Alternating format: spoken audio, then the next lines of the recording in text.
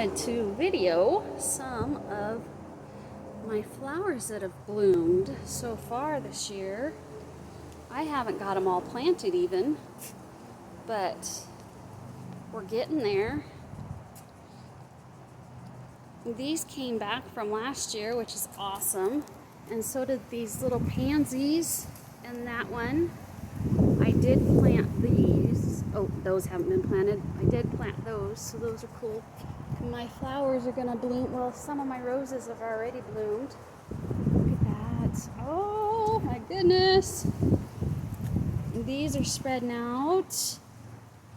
Those are about to bloom. My syringa is gonna look like a popcorn bush here pretty soon. These came back from last year. I just planted these this last week. Oh, my other rose bushes.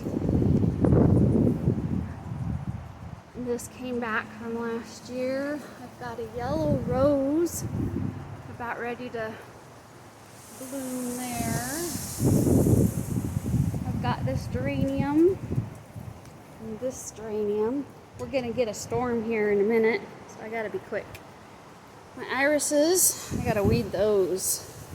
Another rose bush, and my clematis went crazy this year. Oh, I'm gonna have to get that untangled.